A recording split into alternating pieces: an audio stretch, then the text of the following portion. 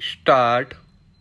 भारत जब ब्रिटिश सरकार के अधीन था तब उठो जागो और तब तक नहीं रुको जब तक लक्ष्य प्राप्त न हो जाए जैसा संदेश देकर भारतीयों को जगाने वाले महापुरुष जिन्होंने भारतीय ज्ञान एवं अध्यात्म का डंका सारी दुनिया में बजाया, वैसे महान पुरुष स्वामी विवेकानंद को कौन नहीं जानता।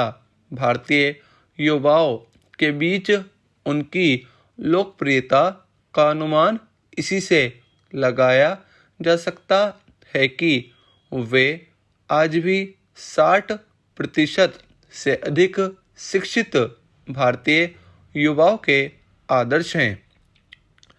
स्वामी विवेकानंद, जिनके बचपन का नाम नरेंद्रनाथ दत्त था, का जन्म 12 जनवरी 1863 को कलकत्ता के सिमुलिया नामक स्थान में हुआ था।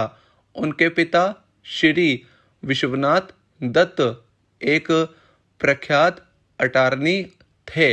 समृद्ध परिवार में जन्म लेने के कारण उन्होंने अच्छे स्कूलों में शिक्षा प्राप्त की तथा स्कूली शिक्षा के बाद कलकत्ता के प्रसिद्ध प्रेसिडेंसी कॉलेज में दाखिला ले लिया।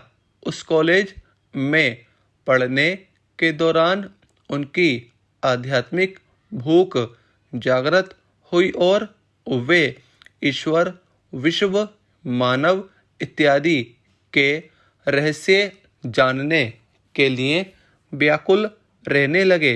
इसी दौरान उन्हें किसी ने रामकृष्ण परमहंस के बारे में बताया, जिनकी विद्वत्ता एवं प्रवचनों की चर्चा कलकत्ता की शिक्षण संस्थाओं के साथ साथ संभ्रांत समाज में भी होने लगी थी। नरेंद्रनाथ ने भी उनसे मिलने का विचार किया। नरेंद्रनाथ ने परमहंस से अपनी पहली ही मुलाकात में प्रश्न किया, क्या आपने ईश्वर को देखा है? परमहंस ने इस प्रश्न का मुस्कुराते हुए जवाब दिया, हाँ, मैंने ईश्वर को बिल्कुल वैसे ही देखा है जैसे मैं तुम्हें देख रहा हूँ। परमहंस के इस उत्तर से नरेंद्रनाथ न केवल संतुष्ट हो गए बल्कि उसी समय उनको अपना गुरु भी मान लिया। इसी घटना के बाद उन्होंने संन्यास का निर्णय लिया। संन्यास ग्रहण करने के बाद जब वे एक परिव्राजक के रूप में भारत भ्रमण पर थे तब खेतड़ी के महाराज ने उन्हें विवेकानंद नाम दिया।